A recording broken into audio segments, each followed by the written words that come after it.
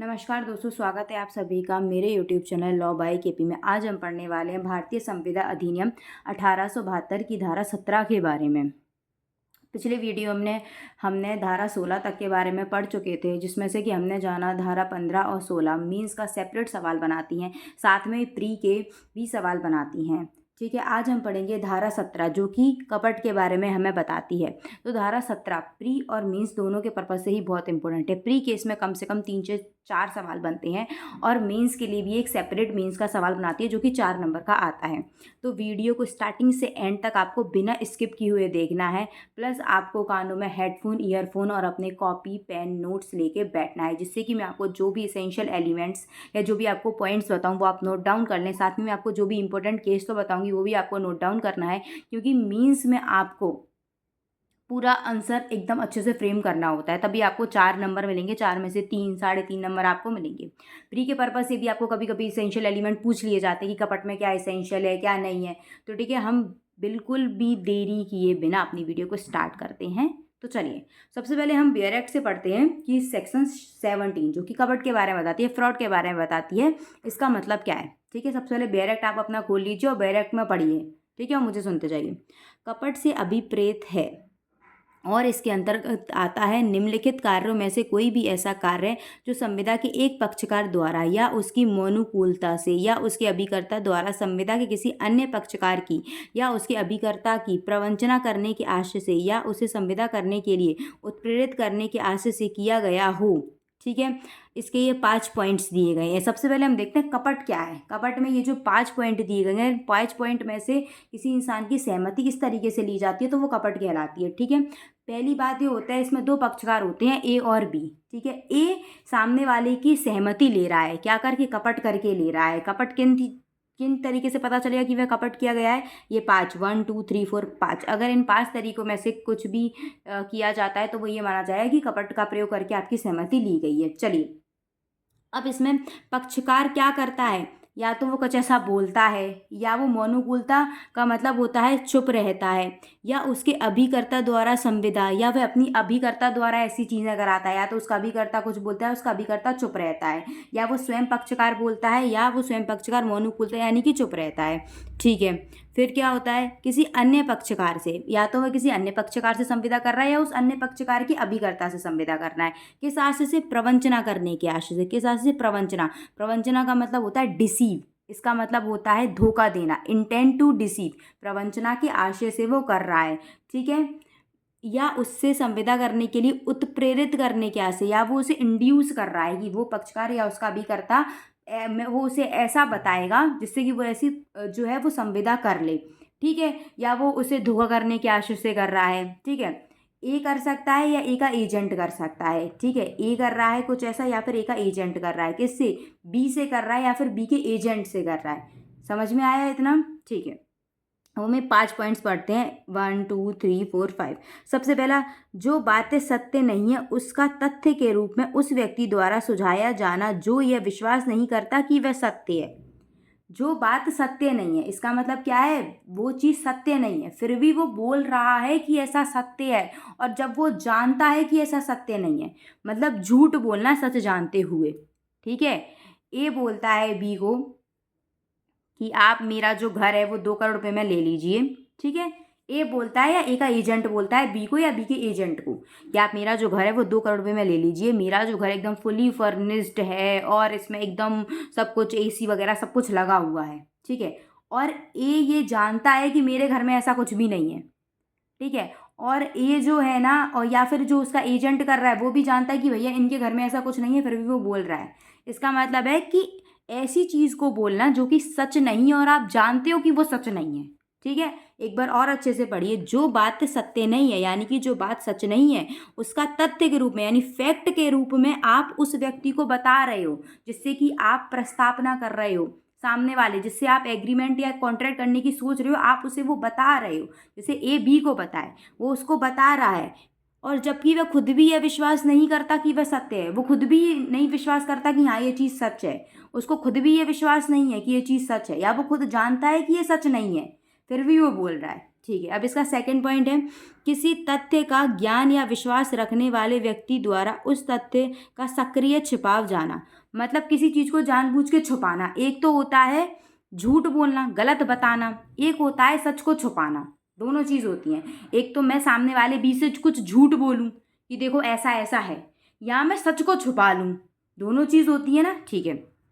Third आता है, कोई वचन जो उसका पालन करने के आशय के बिना किया गया हो। उसने कुछ ऐसा वचन दिया है जिसका उसका कभी भी ऐसा इंटेंशन ही नहीं रहा कि मैं इसे परफॉर्म करूँगा।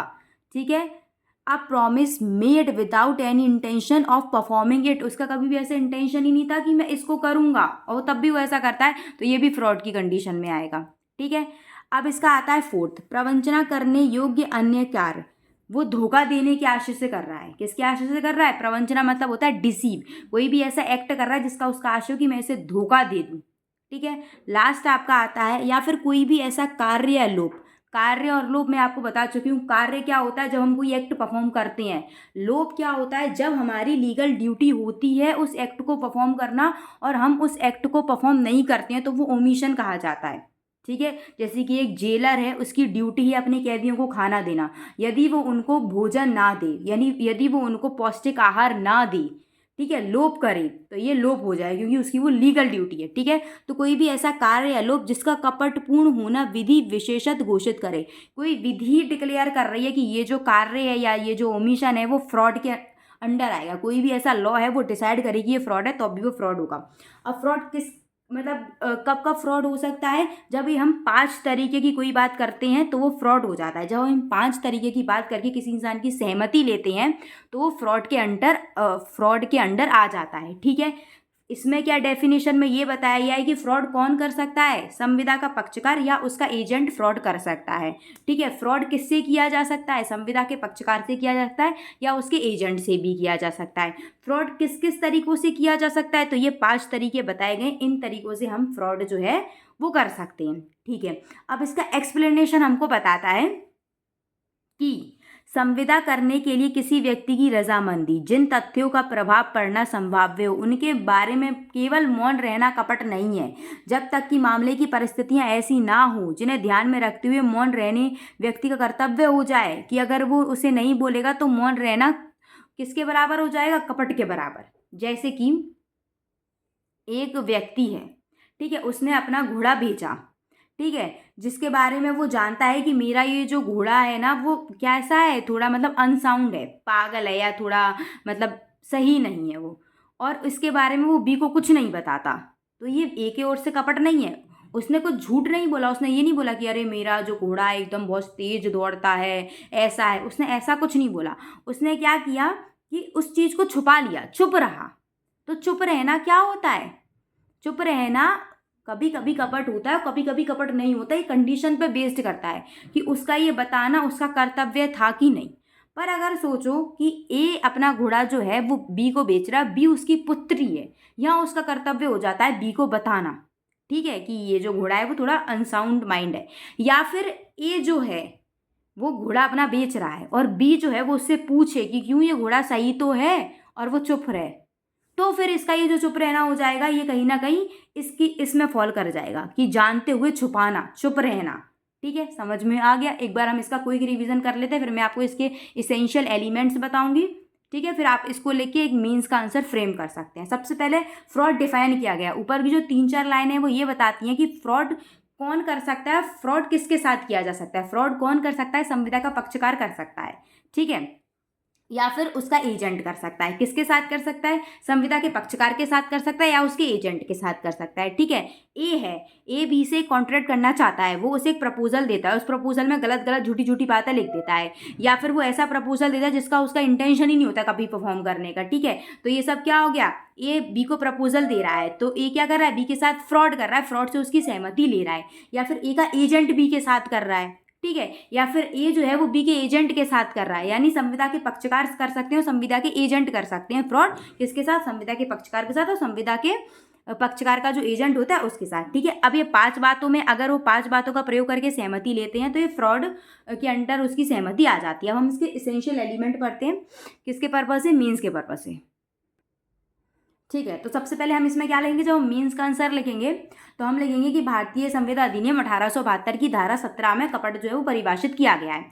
अब कपट की जो परिभाषा होती है ना, वो इस केस में लॉर्ड हार्शल ने दी थी। कैसे दी थी? डेरी वर्सेस पीक 1889-14 में लॉर्ड हार्शल ने फ्रॉड को डिफाइन किया था।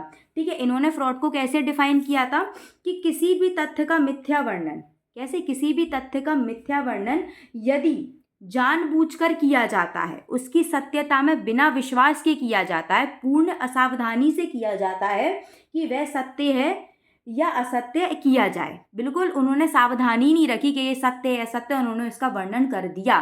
ठीक है, इसे एक बार और समझेंगे। कपट, कपट वह मिथ्या वर्णन है जो जानबूझकर उसकी सत्यता में बिना विश्वास किए पूर्ण असावधानी से कि वह सत्य है असत्य किया जाए। ठीक है, किसी भी तथ्य का हम मिथ्या वर्णन कर रहे हैं, जानबूझकर कर रहे हैं, हम उसको देख ही नहीं रहे कि ये सत्य है असत्य, हम बिल्कुल भी जानकारी नहीं कर रहे, हम सामने वाले को बोल दे रहे हैं, जबकि हमें खुद भी नहीं पता कि ये चीज़ सत्य है असत्य है। या तो हमें पता है असत्य है, फिर भी हम उसे सामने वाले को बोल रहे हैं कि सत्य है, या हमें खुद ही नहीं पता कि ये सत्य है असत्य और हम सामने वाले को विश्वास करा रहे हैं, हमको खुद ही विश्वास नहीं है। इतना लिखेंगे। फिर इसके बाद आप जो सेक्शन 17 है उसको पूरा डिफाइन करेंगे, पूरा उसको लिखेंगे, ये 1 2 3 4 5, उसके एक्सप्लेनेशन, उसके इलस्ट्रेशन भी आप ABCD लिख सकते हैं, 2-3 इलस्ट्रेशन आप लिख सकते हैं। ठीक है, तो इसमें आपका कम से कम 1 से 1.5 पेज आराम से आपका कवरअप हो जाएगा। फिर आप लिखेंगे इसके इसेंशियल एलिमेंट। इसके इसेंशियल एलिमेंट क्या होते हैं? किसी तथ्य के विषय में सुझाव। हम किसी तथ्य के विषय में सामने वाले को क्या दे रहे हैं? सुझाव दे रहे हैं। जब कोई व्यक्ति किसी अन्य तथ्य के बारे में सुझाव किस तरीके का देता है? मिथ्या देता है, गलत सुझाव देता है, या वो जानता है कि ये चीज़ असत्य है फिर भी वो उस तथ्य के बारे में सामने वाले को सुझाव दे रहा है, तो ये क्या हो जाएगा? उसकी सहमति हमने किससे ली है? उसकी सहमति हमने ली है फ्रॉड करके। ए है, वो बी को बोलता है, वो जान रहा है कि जो ये मेरा घर है, घर ए का ही है, वो जान रहा है कि ये मेरा घर है, 1 करोड़ रुपये मैं तुमको दूंगा, ये बिल्कुल फुली फर्निश्ड है। ठीक है, उसको पता है कि बिल्कुल भी फर्निश्ड नहीं है, और बी जो हाँ करता है वो इसी वजह से करता है कि अरे इसका घर फर्निश्ड है, एसी वेसी सब कुछ लगा है, हाँ कर देता हूँ। उसको पता है, वो जानता है कि ये जो मैं बोल रहा हूँ वो झूठ है, फिर भी वो बोल रहा है, तो ये क्या हो जाएगा? सहमति किसके द्वारा ली गई है? फ्रॉड के द्वारा, क्योंकि इसके फर्स्ट कंडीशन में फॉल कर गया। सेकेंड कंडीशन, किसी तथ्य का ज्ञान व विश्वास करते हुए उसका सक्रिय छुपाव। यहाँ इसने जान रहा था कि मैं झूठ बोल रहा हूँ, मैं गलत बोल रहा हूँ, ये बोल के बता रहा है, झूठ बोल रहा है, यहाँ ये सच को छुपाया जा रहा है। यहाँ क्या होता है? सत्य को छुपाया जाता है। यहाँ क्या क्या किया जाता है? सत्य को छुपाया जाता है, जानबूझ के छुपाया जाता है, और इससे सामने वाले को कोई हानि हो जाती है। ठीक है, अब इसका हम थर्ड इसेंशियल एलिमेंट पढ़ते हैं। ठीक है, इसका थर्ड हमारा जो इसेंशियल एलिमेंट है, बिना पालन करने के आशय से की गई शर्तों। इसकी हम हेडिंग बनाएंगे, इसमें लिखेंगे कि जब कोई व्यक्ति बिना पालन करने के आशय से कोई शर्त करता है या कोई करार करता है, संविदा करता है, जिसमें उसका आशय ही नहीं होता कि वो उसे परफॉर्म करे। ठीक है, तो ये क्या हो जाता है? ये भी कपट में ही आ जाता है। उसका आशय ही नहीं था परफॉर्म करने का, फिर भी उसने सामने वाले से कॉन्ट्रैक्ट कर दिया, तो ये क्या हो जाता है? कपट के द्वारा ली जाती है ये भी सहमति। ठीक है, सेकेंड आता है धोखा करने से किया जाता है। वो धोखा करने के आशय से करता है। क्या करता है? कोई भी ऐसा जो एग्रीमेंट है वो इसलिए करता है कि वह सामने वाले को आगे क्या दे दे? धोखा दे दे। और जब हम उस एग्रीमेंट को पढ़ते हैं, उस कॉन्ट्रैक्ट को पढ़ते हैं, तो हमें खुद समझ में आ जाता है कि हाँ, ये कॉन्ट्रैक्ट किया ही धोखा देने के आशय से किया गया था। ठीक है, फिफ्थ इसका एसेंशियल एलिमेंट है, कोई ऐसा कार्य या लोभ जिसका कपटपूर्ण होना विधि विशेषत घोषित करे। मतलब कोई लॉ ऐसा कहता है कि यदि आप इस प्रकार का कोई भी करार करेंगे या इस प्रकार की कोई भी आप कार्य करेंगे तो वो क्या हो जाएगा? फ्रॉडुलेंट, यानी कपटपूर्ण होगा। फिर भी वह यदि वैसा करार करता है, इस करार से सहमति लेता है, तो फ्रॉड की कंडीशन में फॉल करेगी। ठीक है, जैसे कि आपको ये बताया जाता है कि हमारा जो TP एक्ट होता है, ठीक है, संपत्ति अंतरण अधिनियम, ट्रांसफर ऑफ प्रॉपर्टी एक्ट 1882, उसकी धारा 55 में, उसकी धारा किसमें? TPA एक्ट की धारा 55 में ये बताया जाता है कि यदि संपत्ति का विक्रेता संपत्ति के ऐसे दोषों को जो क्रेता साधारणतः वृद्धि के प्रयोग से ज्ञात ना कर सके, उसको बताने के लिए बाध्य है। क्या बाध्य है? जो हमारा वो होता है सेलर, उसका ये दायित्व होता है कि जो वो बी को है, यानी कि जो वो क्रेता को है, वो ये बताए कि मेरी प्रॉपर्टी ऐसी है, मेरी प्रॉपर्टी में ये कुछ कमियां हैं, ये मेरी प्रॉपर्टी में इफ़ेक्ट है, मेरी प्रॉपर्टी ऐसे डिफेक्टिव है। उसका ये लीगल ड्यूटी होती है कि वो बताए, और यदि वो ऐसा नहीं बताता है तो ये लोप में आ जाएगा। कोई ऐसा कार्य या लोप उसकी लीगल ड्यूटी है। किसकी लीगल ड्यूटी है? सेलर की लीगल ड्यूटी है। टीपीए का सेक्शन 55 बताता है कि सेलर की लीगल ड्यूटी होती है बायर को बताना, विक्रेता का कर्तव्य होता है क्रेता को बताना कि मेरी संपत्ति में ये दोष हैं। और जबकि वह जो क्रेता है वो अपना साधारणतः ज्ञान लगा के उसे पता नहीं कर सकता, उसने पूरा पता लगा लिया, वो इन चीज़ों को पता नहीं कर सकता। ये जो इन्फॉर्मेशन है ये पर्सनली सेलर के पास है। ये इन्फॉर्मेशन जो बायर है वो अगर पूरी अपनी कोशिश भी लगा ले तो भी पता नहीं कर सकता, क्योंकि जो इन्फॉर्मेशन है पर्सनली किसके पास है? सेलर के पास है। तो इसका ये कर्तव्य होता है कि वह बायर को बताए, और यदि वो बायर को नहीं बताता तो ये लोप कहलाता है। क्या कहलाता है? लोप। लोप क्या होता है? कोई भी ऐसा कार्य है जो विधि आपको बोलती है कि हाँ ये आपका कर्तव्य, आप इसे करो, जाओ, आप उसे नहीं करते हो तो वो लोप हो जाता है। और ऐसा लोप करना जिसे विधि क्या बोले, विधि इसे घोषित करे कि हाँ ये कपट है, तो वो कपट की उस फॉल में आ जाता है। ठीक है, अब इसका अपवाद क्या होता है? जिसकी सहमति कपट द्वारा ली गई है। ठीक है, अगर उसे पता था कि हाँ ये जो मेरी सहमति है वो कपट के द्वारा ली जा रही है। ठीक है, ए ने बी को बोला था आप जो मेरा घर है वो 1 करोड़ रुपए में लो, बिल्कुल एकदम फुली फर्निश्ड है, एकदम एसी वेसी सब कुछ लगा है। बी क्या होता है? वो बोलता है ठीक है मैं कर लूँगा, बट फिर भी मुझे आपका जो घर है वो एक बार देखना है। वो भी ए के घर पे जाता है, वो देख लेता है कि अरे इसमें तो ना तो कोई फर्नीचर है ना एसी, तो झूठ बोल रहा था। फिर भी बी कर लेता है, फिर भी बी सहमति दे देता है। इसका मतलब क्या है कि उसको जो उसने जो घर लिया वो उसने ये सोच के ले लिया, अरे ठीक है एसी फर्नीचर नहीं है तो क्या, एकदम एकदम बहुत अच्छी जगह पे मुझे 1 करोड़ में इतना अच्छा घर मिल रहा है, मैं ले लेता हूँ। फिर उसका संविदा का विखंडन नहीं कर सकता, फिर उसका जो अधिकार होता है संविदा को विखंडित करने का वो नहीं कर सकता, क्योंकि उसे पता लग गया था कि ये मेरे साथ कपट कर रहा है, मेरी जो सहमति है वो कपट के द्वारा ले रहा है, फिर भी तुमने दी, अब तुम नहीं कर सकते। ये इसका अपवाद होता है कि जब कोई पक्षकार सामने वाले से कपट करता है और उसे पता चल जाता है कि हाँ ये मेरे साथ कपट कर रहा है, उसके बाद भी वह सहमति देता है, तो फिर आप विखंडन नहीं कर सकते।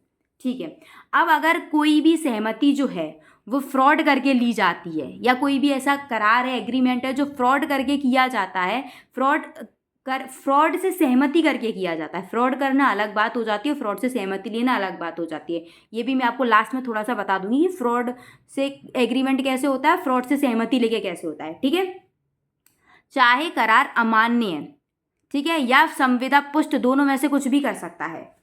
ए ने बी से कहा, फिर से आप यही एग्जांपल ले लीजिए, ए ने बी से कहा कि जो मेरा घर है वो 1 करोड़ रुपए में आप ले लीजिए, मेरा घर एकदम फुली फर्निश्ड है।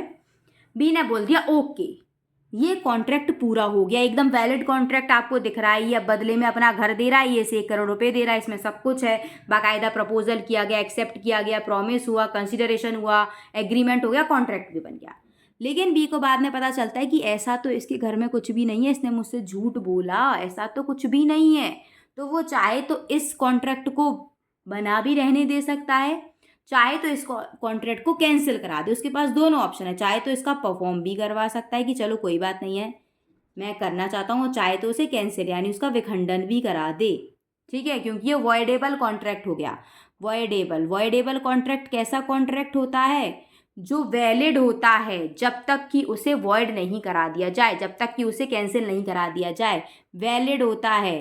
कब तक? अनटिल, जब तक उसे वॉइड या कैंसिल नहीं करा दिया जाए। वो कैसा होता है? वैलिड होता है, जब तक कि उसे ऐसा नहीं करा दिया जाए। समझ में आ रहा है? चलिए, अब बात होती है कि फ्रॉड एग्रीमेंट क्या होते हैं, फ्रॉड कॉन्ट्रैक्ट क्या होते हैं, और फ्रॉड से सहमति लेके कौन से होते हैं। तो ए है, ए ने बी से कहा कि मेरा ये जो घर है वो 1 करोड़ रुपए में आप ले लीजिए।